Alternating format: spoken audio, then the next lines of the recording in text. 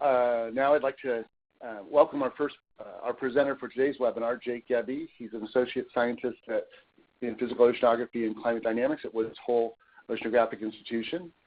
With his NSF-funded paleo oceanographic project entitled An Ocean Tale of Two Climates, Jake is a member of the new Task Team 5 of the US AMOC Science Team, and he's presenting today on how well can we infer the past AMOC. So I'm going to hand off to you, Jake, to begin the webinar. Great. Thanks so much, Mike. Before we get started, I want to give everyone a little bit of background on how this talk came to be. One of the things that really intrigued me about being in Task Team 5 was learning about how well can we infer the past AMOC. So like any good chairs, Hallie and Al, they said, well, can't you give a talk on that? And sure, my pleasure. But that being said, this is going to be mostly a survey. It's not going to be primarily about my own work. The goal here, my goal at least, is to provoke discussion. I won't necessarily always take the latest work on a topic, but I'm going to try to highlight some of the most robust results. And I'm going to use observations, specifically paleoceanographic observations, as a common thread or as a way to organize this talk. Thanks to Olivier Marchand and David Thornalley for helping out. Okay, kind of the overriding question I have in my mind is, how can we put the recent AMOC time series into context? See the rapid array at the top, and then the time series at 26 north of the overturning circulation, the maximum value of it. And it has both variability and some, perhaps, trends over time. One way to try to put those into context is to try to get a longer time series by some other independent method to try to see, say, if the mean value during the recent period is anomalous, whether the trend is anomalous, and so on. Now, I'm going to try to make the suggestion here that paleoceanographic data is one good way to put things into context because you can get rather long records. However, just the fact that you're going back in the past doesn't mean it's necessarily going to be easy to get anything, say, an accurate reconstruction of AMOC. So one example is here from ocean reanalyses just over the last 4 or 5 decades. And depending on the different reanalysis system used, there is disagreement amongst their recorded AMOC values at 45 north and 26 north. And this is recorded or actually diagnosed in depth space. So if this is a difficult task during the instrumental era, then surely I think it's going to be a difficult task as well during the paleoceanographic era or with paleo data. Okay, to organize this, I have 3 main bullet points here, and they're organized based on different observational types, what I think their strengths and weaknesses are. So we'll start off with the paleo density method. I come at this method from the idea that the rapid array or similar kind of moorings across the ocean give us our best estimate of the AMOC today. Is there an analog for that in the past?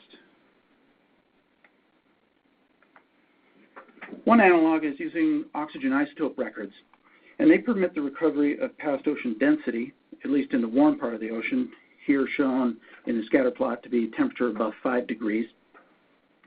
And what is shown on the y-axis is the density of the ocean, and then on the x-axis on the left-hand side is the oxygen isotope ratio as recorded in calcite of benthic foraminifera.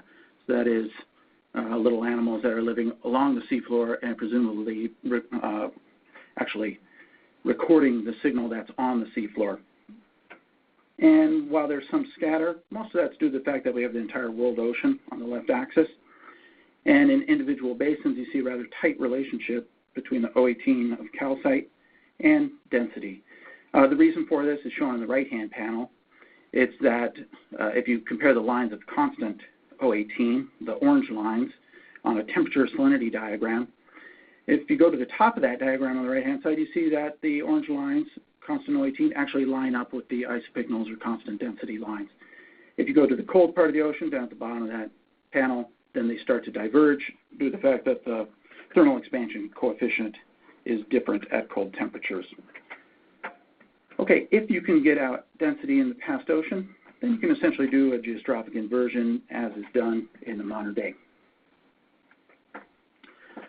Okay, that's what was done by Lynch Stiglitz and co-workers. And they did it between two sets of cores, one in Dry Tortugas, the other in the Great Bahama Bank, where the Florida current flows between the two. They were able to get essentially a profile of oxygen isotopes that they turned into density by going down the continental rise there in these two places.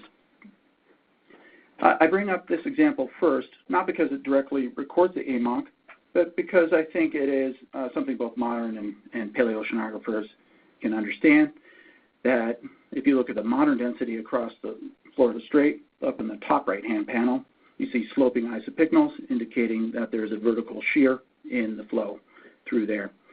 If you look at the modern O18, so that's reconstructed from benthic foraminifera just along the margins, you get similar slopes when you connect the two sides. And in fact, you can go through the previous empirical relationship I gave you and see that the density contrast is well approximated. The next step is down. It says panel D, but it's the third panel down on the right-hand side. That's the last glacial maximum oxygen isotope ratio. And that'll be about 20,000 years ago, showing that the slopes have changed. If you assume that there's no flow at the seafloor, then that would correspond to a transport through the Florida Strait of just about 16 to 19 spherodrips, or rather different from the, say, 31 or 32 spherodrips today. Okay, so this is a good analog to modern methods, and you can take time series from the benthic foraminifera and actually come up with then a time series of this, at least the baroclinic or the vertical shear part of the transport through the Florida current. And the top panel shows the last 1,000 years with time reversed from the modern day perspective, so time going to the left. And note, however, that on the transport axis there, that we're talking about changes that are fairly small, on the order of 3 to 4 spherodrips over the last 1,000 years through the Florida Strait. Down in the lower panel, you can go back 8,000 years. And again, you see maybe a slow trend over that time, but with changes only on the order of 3 or 4 spherodrips. Now, there's a couple of caveats here. One I already mentioned. This isn't necessarily the AMOC. This is going to include large parts of the wind-driven gyre, moving water through this region. Secondarily, there was that assumption that there was no flow at the bottom, and at least I don't know of any dynamical reason why the flow should go to 0 at the bottom at all times. In today's ocean, it is pretty close to 0, however, at the bottom.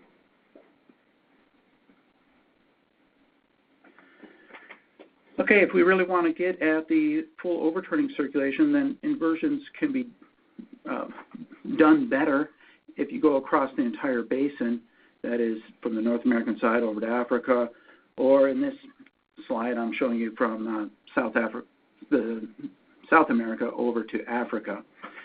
The reason why is then you can take into account mass conservation, and you can try to solve the reference level problem that's well known in modern oceanography. If you look at the Holocene profile from oxygen isotopes, you see that it conforms with what we know about the density contrast today, namely that the density is higher on the African side. However, if you go back to the glacial times, last glacial maximum in particular, that's the right-hand side panel at the top, and you see that the blue, if you were so bold as to connect those data points on there, you would see that the blue and red profiles were reversed. And this would already be a conundrum. If that directly represented density, it would suggest that the vertical shear had reverse signs through the thermal imbalance. And an alternative explanation is put forward. I did this work with Peter Hivers in 2006, showing in the lower right-hand panel that TS properties could have changed in such a way to give rise to that reversal without having a big AMOC change. So I think this is a valuable method, this paleodensity reconstruction. However, knowing how water mass has shifted in the past would also need to be taken into account. That needs to be taken into account if you really want to get out the AMOC and not just, say, transport through the Florida Strait. Okay, let's go on to a second potential way to infer AMOC in the past, and this is inference from water mass and rate tracers. Note that rate tracers, like radiocarbon, they reflect differences between the Atlantic and Pacific overturning circulations. For example, at 2,500 meters depth, the age of waters, or time elapsed since they were last at the surface, is rather different in the Atlantic than the Pacific Oceans. The Atlantic has vigorous overturning, and hence the age of waters is less, and all of this is inferred from modern-day radiocarbon. That has inspired some paleoceanographers to go out, collect radiocarbon from deep-sea corals and forams along the seafloor to try to see how radiocarbon varied in the past. Here they're plotting, this is Robinson et al., 2005, they're plotting the difference in radiocarbon values between the surface and the deep ocean, and they're contouring it here in units that are essentially per mil. For those that don't use radiocarbon every day, essentially where we have the darker colors on here are going to mean older ages. And the panel shows a depth profile for the Northwest Atlantic Ocean going through time for over the beginning of the last deglaciation. So it's going from 26,000 years ago on the right-hand side, and time's moving to the left up to 10,000 years. The basic picture here is that the radiocarbon values are changing in the deep ocean. It looks like during the last glacial maximum, for example, waters were older, and a simple inference from that would be that the AMOC was reduced. Also see that maybe the biggest changes in ventilation times actually occur in millennial scale events. So around 14,000 years ago, we see a big curve there in the contours indicating a rapid change in the radiocarbon values. Now, I think this is a valuable data set. It's integrating over the entire basin, like what we see in the modern-day ocean with the Atlantic and the Pacific. These radiocarbon values have large-scale patterns to them. There are complications, of course, in making this plot. Things like looking at the surface to deep ocean differences really sometimes does not tell us directly about ventilation age, because waters were actually originating at the surface in polar regions. There's also complications with the atmospheric radiocarbon values or concentration changing through time, and even a few other caveats to be made. Another rate tracer, one very popular, protactinium-thorium ratios. The left-hand side panel shows a schematic of how this works. Essentially, you have two particles that both originate from uranium series decay in the ocean, and their production is essentially uniform and constant, both spatially and temporally, in the ocean. However, the main difference between protactinium-231 and thorium-230 is how reactive they are with particles, or how likely they are to be absorbed. Thorium-230 being typically more likely to be absorbed.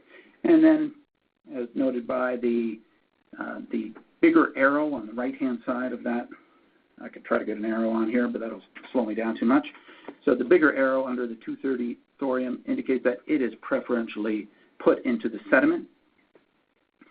And it's not only more reactive, but you have an addition of 231 protactinium that's being exported out of the Atlantic. So basically the fact that protactinium is not going onto these particles and sinking means it has more time to be affected by the ocean circulation, and it's moved out. So effectively this process is changing the ratio of the two.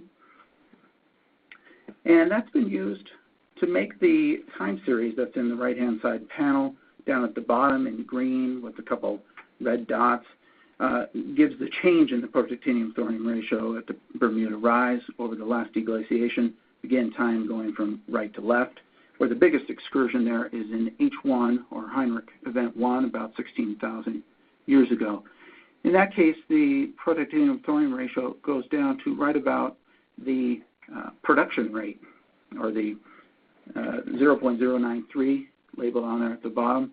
So that's the initial amount of protactinium versus thorium that arise due to uranium decay, and they're both put into the sediment at the same rate. So if the circulation is very slow, then it doesn't matter how reactive these particles are. There's plenty of time for them to go into the sediment. So that's an indication there. It can be interpreted as a lack of export of protactinium-231 out of the North Atlantic, and perhaps then related to the AMOC. Okay, caveats about this. Export out of the North Atlantic, it's not the only control on protactinium thorium.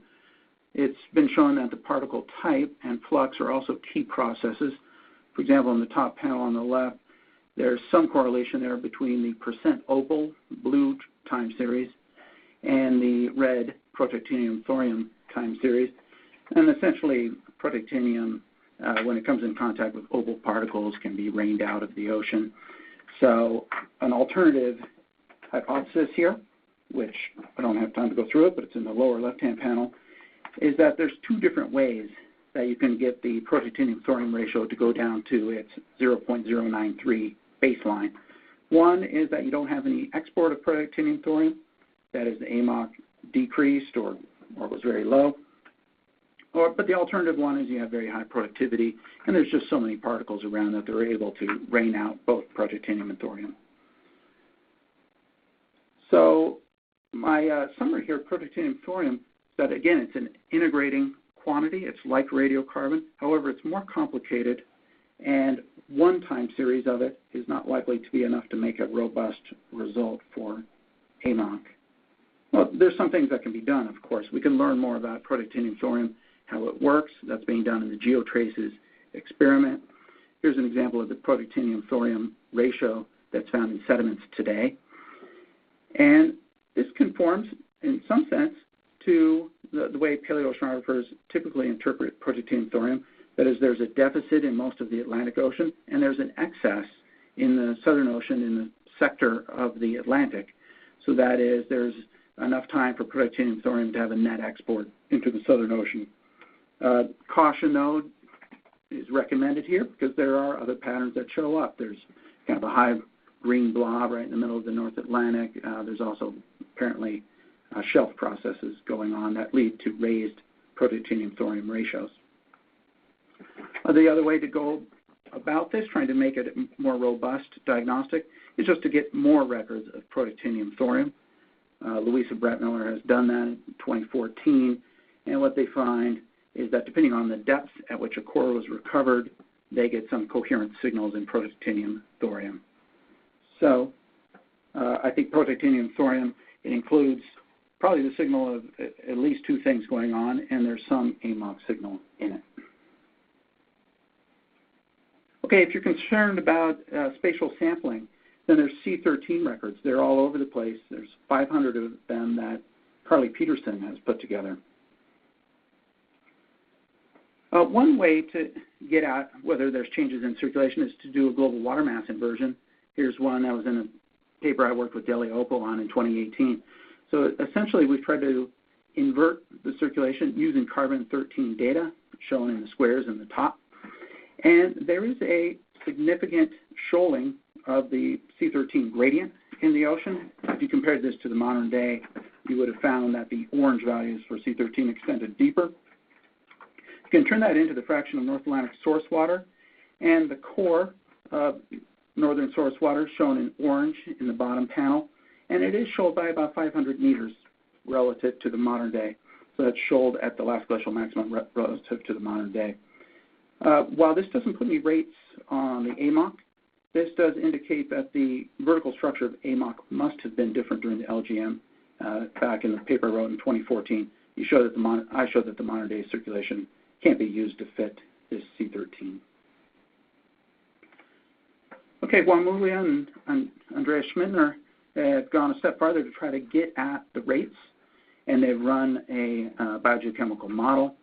And instead of doing an inversion where they're searching over many thousands of different parameters, they've picked a few important ones, one of which is the AMOC. So we have data are the little blurry pixels in the background, and then you see the contours from the model. And they have the top one with 13 sphere drips of AMOC, second one with 13 sphere drips and some Southern Ocean iron fertilization. But they find it's the bottom panel, the one that with 8 sphere drips of AMOC and iron fertilization is the one that fits the data the best. Now, there are other recent studies that found somewhat different results there, the Menville et al. And Kurahashi-Nakamura. Okay, a last step, linking paleo data in the instrumental record.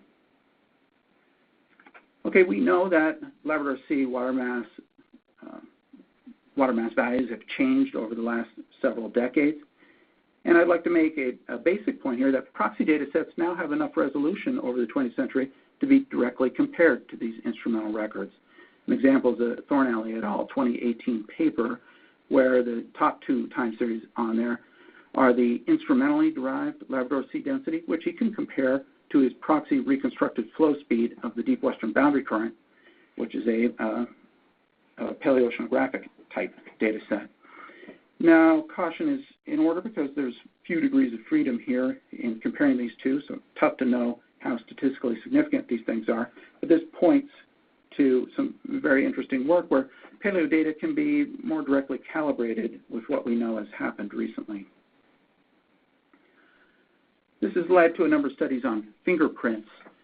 And, you know, using these fingerprints, it's really a data model assimilation technique where the investigator has cleverly reduced the order of natural complexity. So looking for a few patterns that indicate a relationship to the AMOC, basically distilling a complicated model down to something simple.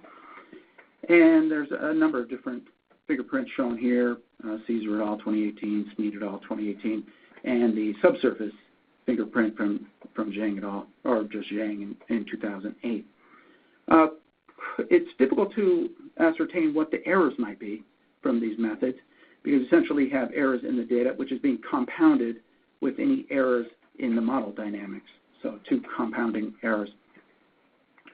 Secondarily, if the model, its complexity has been reduced too much, then there'll be a systematic error in just the structure of the problem. Maybe a simpler thing to do at this point is just compare 20th century AMOC reconstructions using these three methods.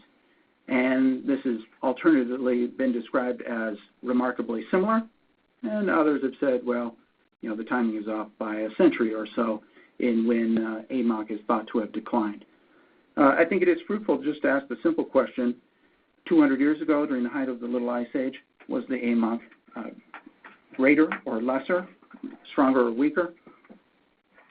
Even when answering with this question, I think the formal error bars would be large, but this points the way forward to create more reconstructions and try to explain what the differences are between them. Okay, so paleoanalogs exist for a number of things. Current meters through sortable silts that I didn't talk about.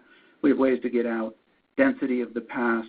Water mass tracers, I think, are especially valuable because of their integrating potential. And then couple that with some kind of rate tracers, such as radiocarbon or protactinium thorium. I think we have the basic elements to constrain the different parts of the ocean circulation. However, one word of caution that I'll leave you with here is before we can come up with an AMOC time series of the past, really need to explain what the differences are in existing estimates. Thanks very much. I hope it provokes some discussion.